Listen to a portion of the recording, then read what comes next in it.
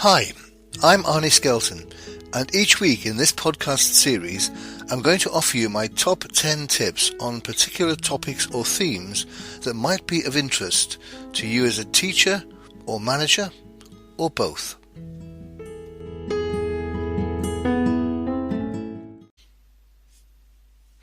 Hi, and welcome to this week's podcast.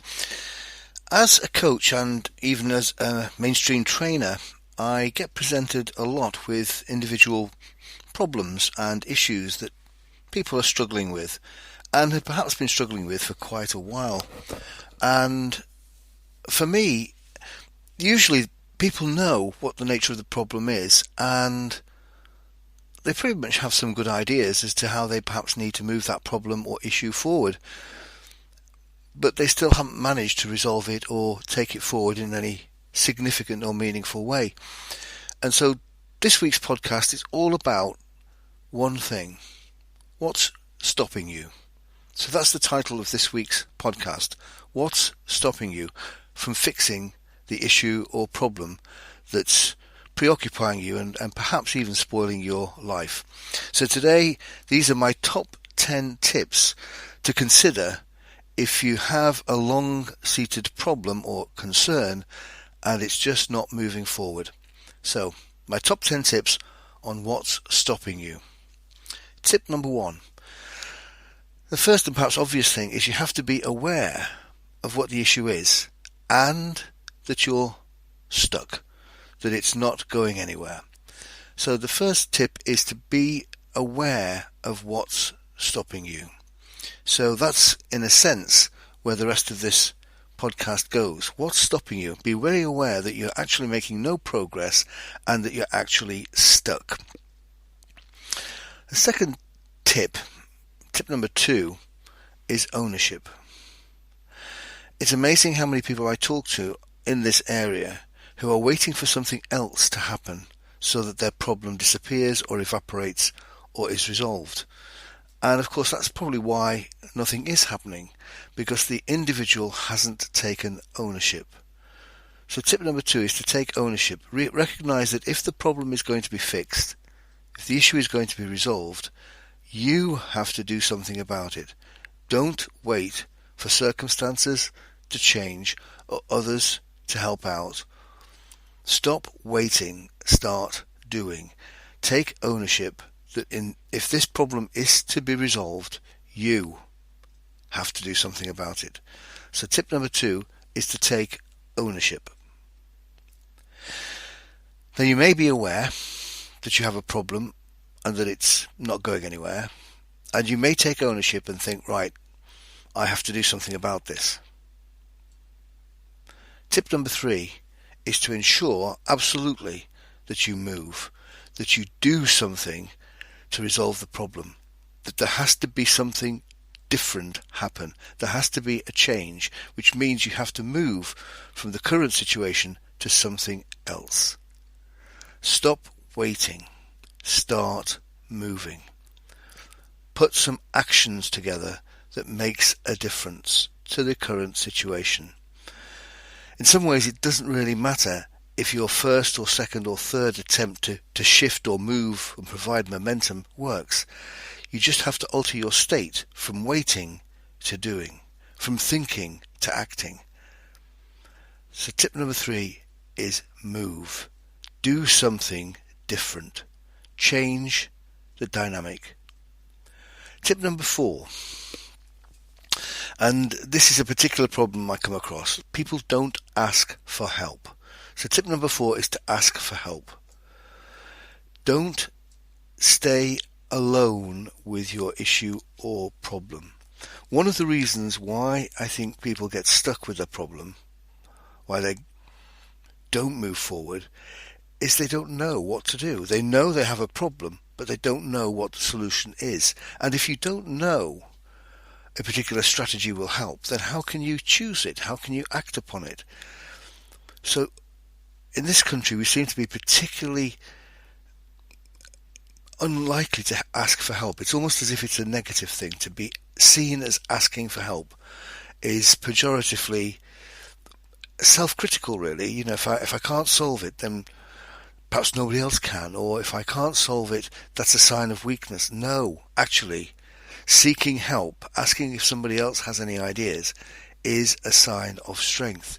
It's a signal that you want to fix things, and whoever can help you with that, that's what matters.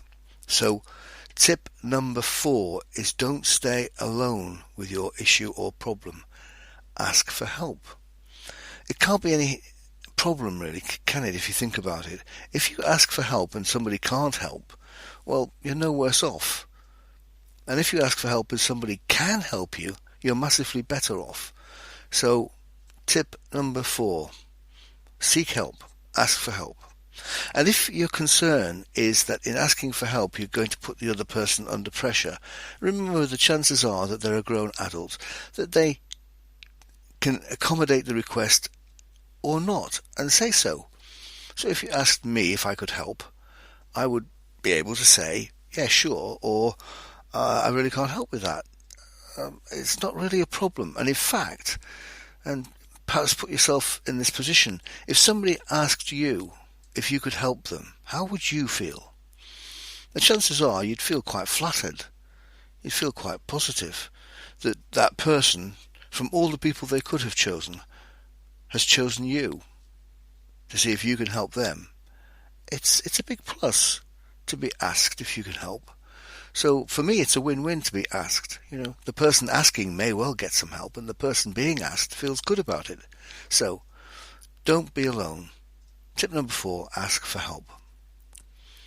Tip number 5 is stop your negative self-talk. If you have a persistent problem, one that's been lasting a while, and perhaps somebody suggests an idea, or an idea comes into your head, make sure that your first thought is not a negative one, or if it is, counterbalance it with something more positive.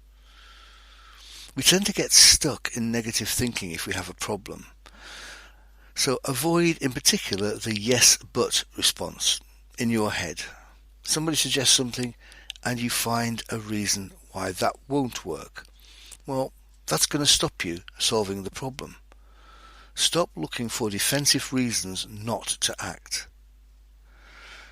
If we're not careful, what we'll do is end up justifying our stuck position rather than accepting some possibilities for moving it forward.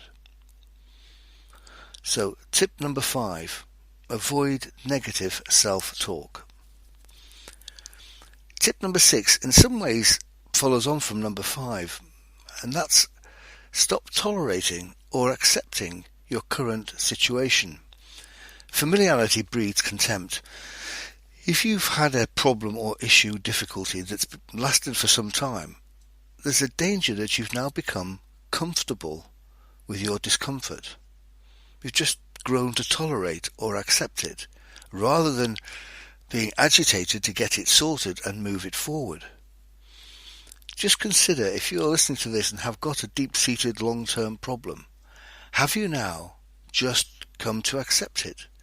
Is it just now part of your life that you kind of shrug your shoulders and think, well, that's just me, that's just how it is? You've perhaps become too tolerant, too accepting of this current situation. And that just will discourage you from seeking and activating a solution. So I think tip number 6, being too tolerant and too accepting of your current situation, is a massive problem. Tip number 7, avoid self-limiting beliefs. This is something I've talked about in previous podcasts. Whatever we believe, we give ourselves permission to achieve. And that means if we believe that the problem we have can't be resolved, then all our actions are organised unconsciously to justify that belief. Otherwise we can't sustain the belief. So if we believe the problem is not resolvable, then in fact it's not resolvable, because you won't put any effort into resolving something you believe can't be resolved.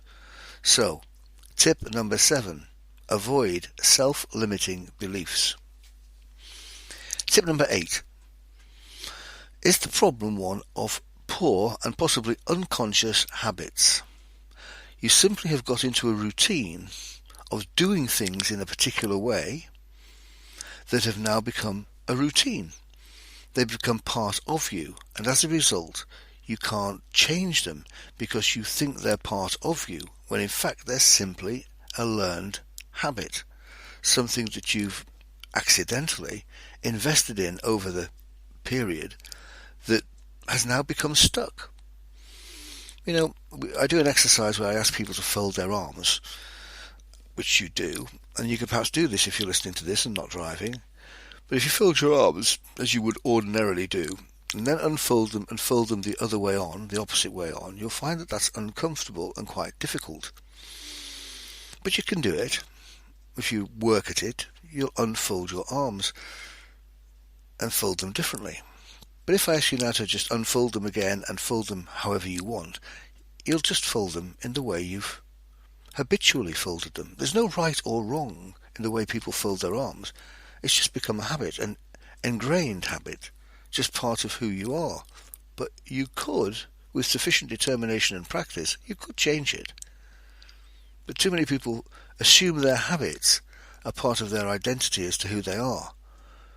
And that's one reason why people stay stuck, because they think it's who they are, genetically, when in fact it's just an embedded habit. So, tip number 8, check to see if your issue or problem has anything to do with ingrained habits. Tip number 9, be disciplined. And again, this really follows on from tip number 8. Habits are really difficult to break. You have to be aware of them, and you have to repetitively challenge them to replace them. And that requires discipline. In some ways, and this is sad but true, it's easier to stay with your problem than to shift it. I'll say that again. It's easier to stay with your problem than to fix it. Because fixing it requires discipline. Day after day after day. You aren't going to get your problem shifted without discipline, sticking to it, not giving up easily just because it doesn't work the first time or the second time. So tip number 9, be disciplined. And finally, tip number 10 is about strategy. Work out the strategy that works for you.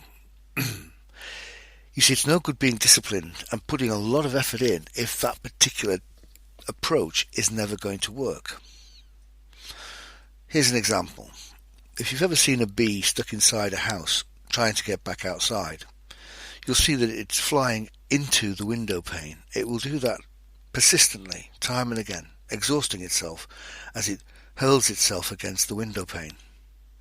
It doesn't lack for discipline. It lacks an appropriate strategy. It's really quite difficult sometimes for people to see if their problem continues. Is it because they lack discipline, or is it because they're on the wrong strategy? Sometimes the problem is not being resolved despite all your efforts, because the efforts you're putting in are using the wrong strategy. So tip number 10 is think carefully if something isn't working despite your efforts as to whether you've got the right strategy. So those are my top 10 tips. Let me run through them again. These are my top 10 tips in terms of what's stopping you solve the problem. Tip number 1, are you aware of the problem itself? 2, take ownership of the problem. Tip number 3, move. Do something. Don't just think about it or talk about it. Do something. Tip number 4, don't stay alone. Seek and ask for help. Tip number 5, avoid negative self-talk. Kill the yes but response.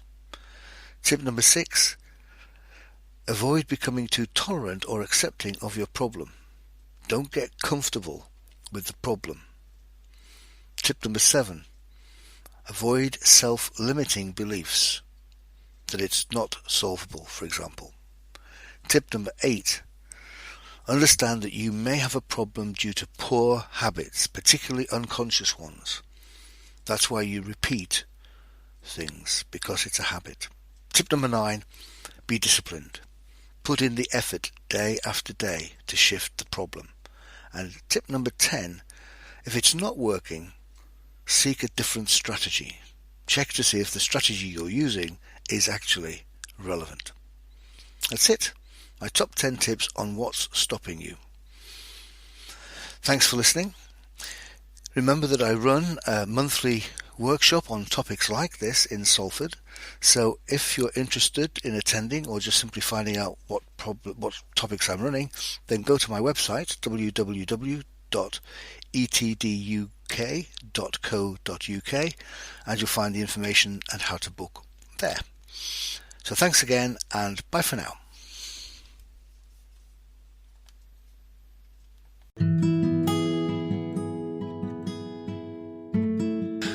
Thank you for listening. If you've enjoyed this podcast, make sure you subscribe. You will still get the podcast for free, but you will also get an alert to let you know when the next podcast is available. And please recommend the podcast to anyone else you think might like it and benefit from it. Also, I'd really appreciate it if you could leave a review and any other comment, because they'll help promote the podcast series on the relevant platform. So, bye for now.